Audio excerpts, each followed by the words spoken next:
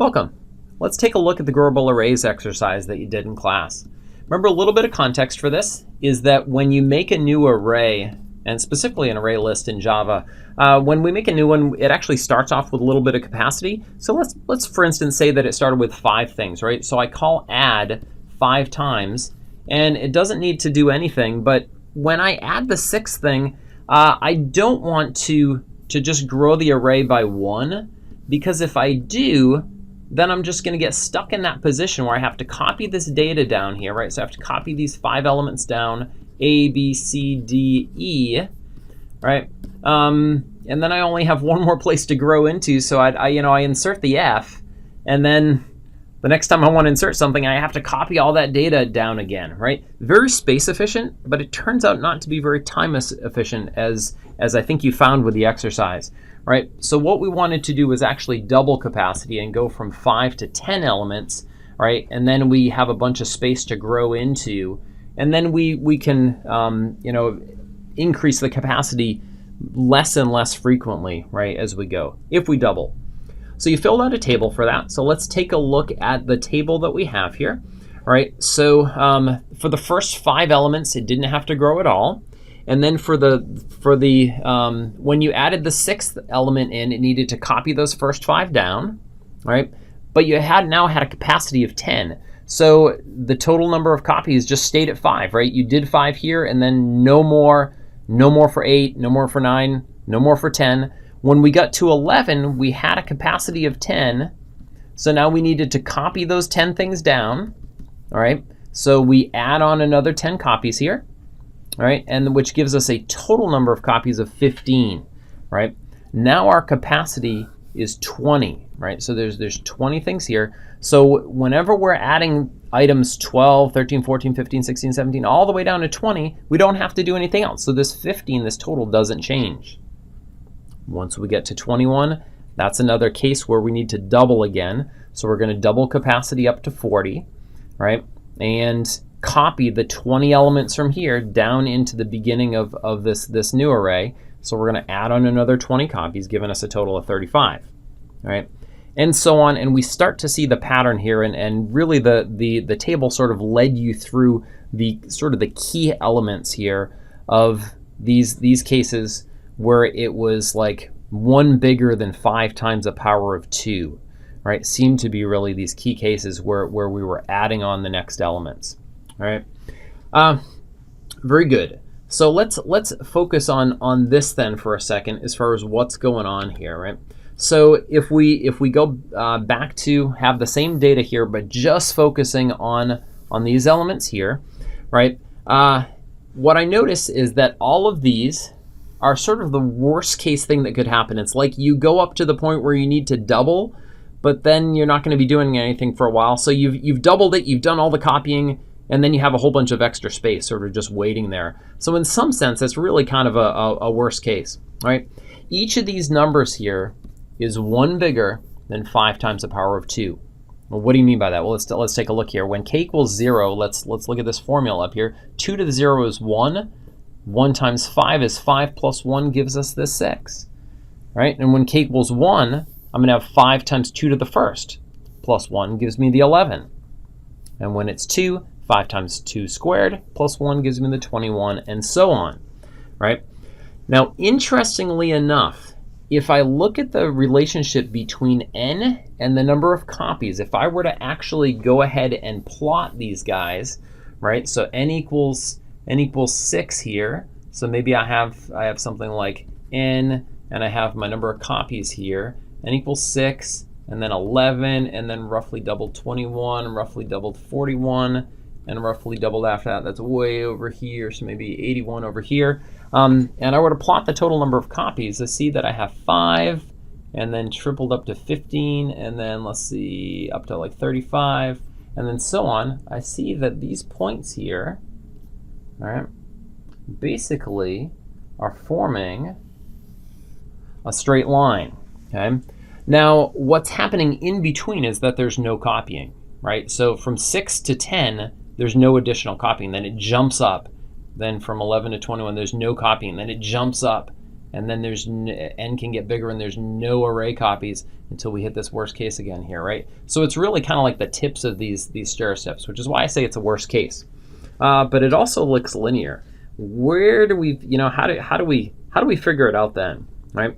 Well, there's a couple ways. If you have a good eye for this, you could actually just do, sort of fit a line to this, pick any couple points here, right? Find the slope, find the y-intercept, and get yourself a formula. And if you want to do that, go for it. Actually, I tried it out. It's pretty straightforward to do.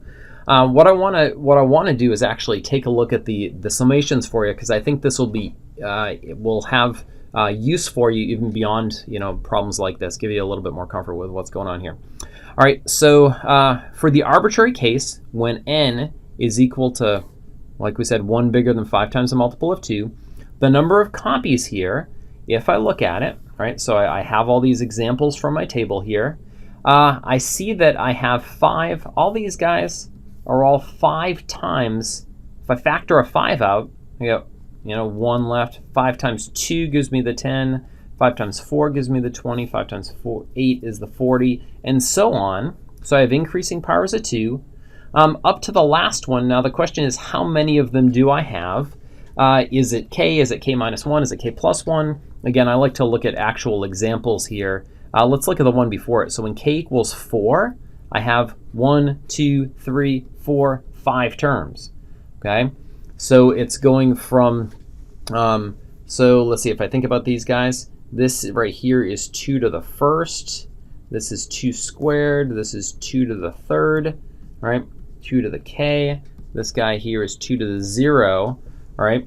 So if I had the fourth here, so 2 to the fourth is 16 times the 5 gives me the 80. So that's my highest one, is the fourth. And I noticed that I would have, so, well, I have k plus 1 terms because they're starting at 0 here. All right. Okay, so the question is, how do we deal with the summation here? All right, let's move on, give ourselves some space to work. So n equals this expression here, and I want to figure out the summation here. So first of all, I have to think about what kind of a series is this, right? So going from term to term, all right, am I adding a constant amount? No, not at all. I mean, it's plus 1, then plus 2, then plus 4. That's certainly not adding.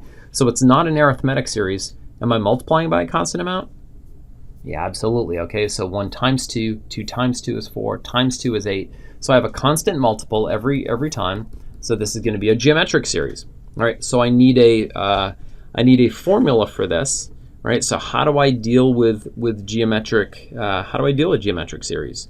Right, so we do have a formula, right, and that's gonna tell me that my sum is gonna be, let's see. So what I have 2 to the k plus 1 minus 1 over 2 minus 1. Remember, 2 is my ratio, right? And I say go to the last term and go one bigger.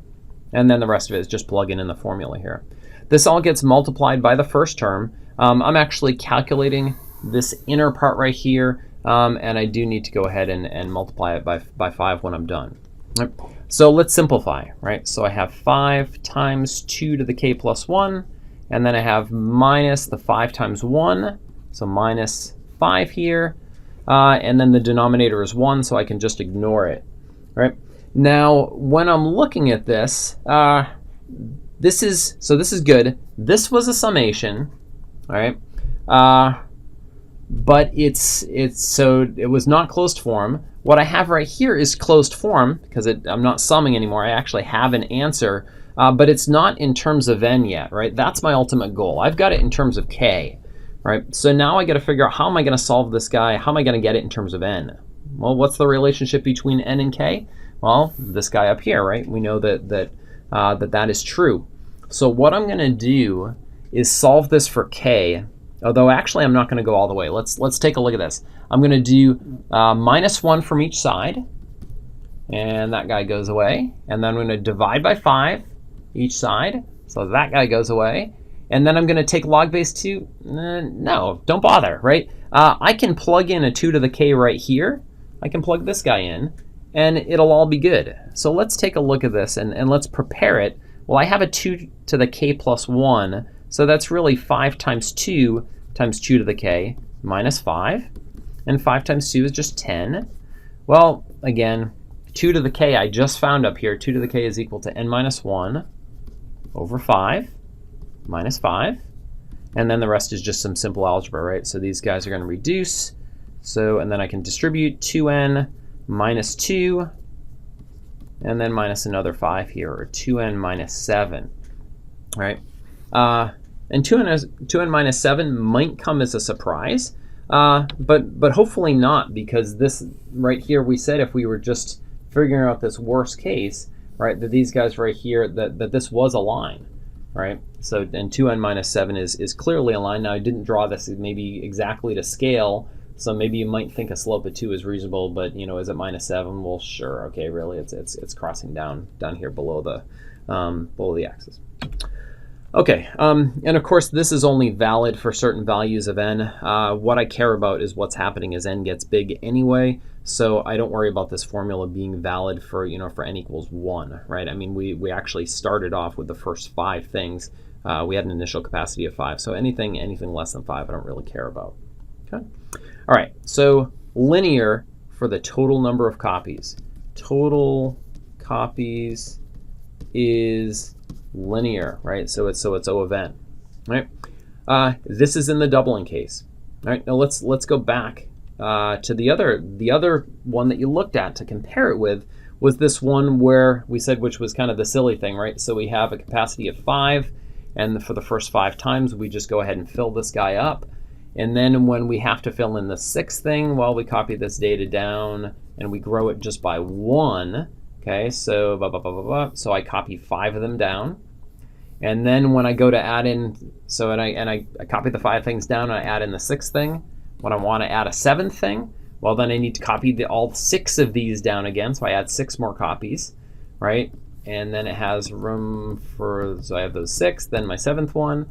And we notice here that every time that I want to add an item, I need to do that number of copies, right? Or copy all the previous ones up.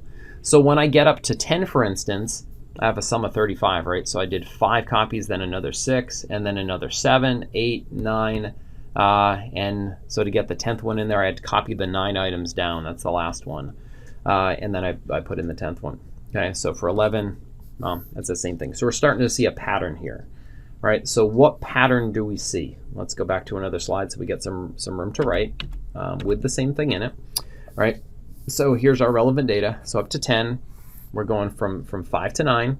All right, what kind of series is this guy, right? So again, if I want to write this out here, what is n?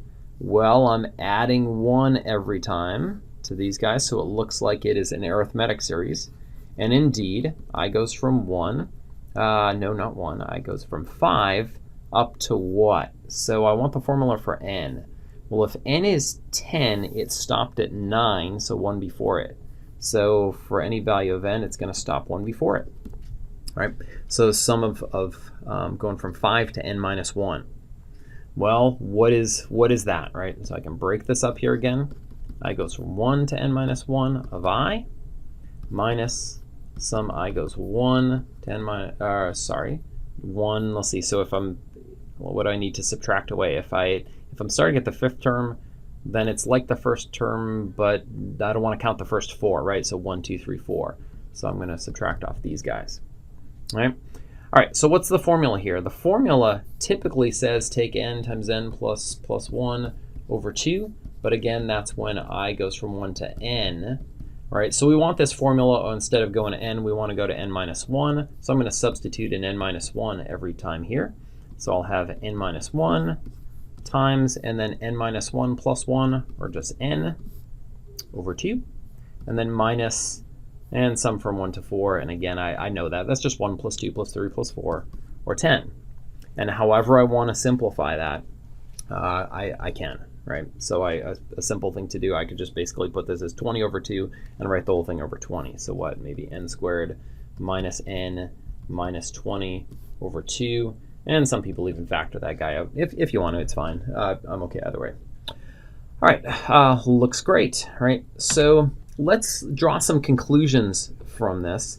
So I want to figure out the amortized cost. So here's a term here. Amortized means average. The word amortized, it does mean average, but it's not like averaging over different inputs. It's averaging over time, really. Okay, so as I add things, what is the average cost per operation, right? And you might have heard people talk about like an amortization table for like a mortgage or something like that. Like, I have a total cost of a mortgage. I take out a mortgage for $100,000 and I end up paying $300,000 over 30 years. What is the average amount per month that I need to pay there, right? And they set up all these tables and everything so you know how much you're paying for interest and how much you're paying down on the principal and so on, okay? So that's another place where you might see this term. In what we're doing here is really we want to think about it as average, so the total number of copies divided by the number of ads we had to do. All right, well let's look at this here. So for total, let's take down our totals from the previous slides. So for the doubling case, the total was 2n minus 7, and in the add 1 case, it was, let's see, so it was n squared, I gotta go back here, n squared minus n minus 20 over 2, okay? So what's the amortized? So amortized means, well, to get here, you did n additions, so I'm just gonna take 2n minus 7 divided by n, all right? And that's approximately equal to 2, right? 7 over n, the second term there is small, right? And if I want to think in terms of big O, all right, this is a constant time operation. So what we're saying is that the amount of work for array copying, when we average it out over a whole bunch of copies, is an average of just a constant amount of work per insertion, right? Per time that we call .add, for instance, in Java, all right? And that's pretty good because, hey, we like constant time. That is fast. Now that doesn't mean that every once in a while it's not gonna run for a while. I mean, it's basically what it means is that most of the time it's doing no work, and then every once in a while you get this burst of copying that happens as it doubles the array, and then it doesn't do anything, and then you get a burst of copying, and over time, sort of averaged out, it's constant. All right, so we could say amortized O of 1, and we still should note to ourselves that the worst case is still O of n, right? So for instance, when we went to, when we did the say the 81st element here, when n was 81, all right, we had 155 copies, right? This caused 80 copies to happen, right? So when n was 81, you needed to do 80 copies, right? Which is O of n, right? Okay. How about the add 1 case? Well, let's take this. I want this guy averaged out over n copies. So I'm going to divide by n. And if I divide this by n, I'm going to get n. Let's see. So it's all over 2n. So let's see. So divide this by n, divide this by n, and then 20 over n here. So what am I getting approximately? Again, this term is negligible. So I have about n minus 1 over 2. All right. And the amortized there is just O of n. All right. And it turns out here, I mean, it's doing n amount of work every time, right? I mean, there's no like, none of these is any worse than the other. When I add the 8th thing in, I need to copy an additional 7 elements, right? When I add the 9th thing in, I need to copy another 8 elements, right? So it's still doing this work every time. So worst case is also O of n, right? So which one should we use, right? So given these two cases, and the answer is going to be what it often is in data structures, right? Is it depends. It really depends on your situation, right? But I'll say that you're probably gonna want to use this right here. So the worst case is no worse, and on average it's way faster, right? Again, averaged over time. What's the cost, right? So if you do that, the only downside is that we're doing this is what we call a time versus space trade-off, all right? Space. So we are using some extra space, all right? This extra capacity. But if space is cheap, then no big deal. Okay, we're good. Now, if the O of n here were a problem, then maybe an array isn't even the right thing to use. If O of n was the wrong worst case, there are other data structures that aren't arrays that allow us to add things in less than linear time, and we'll talk about them soon in this class. All right, so that should be what you need to wrap up both the in-class exercise that we did, and also on day 2 on your quiz. This should get you through questions 4 and 5. The rest of it, so the first 3 questions should have come from your syllabus. All right, talk to you later.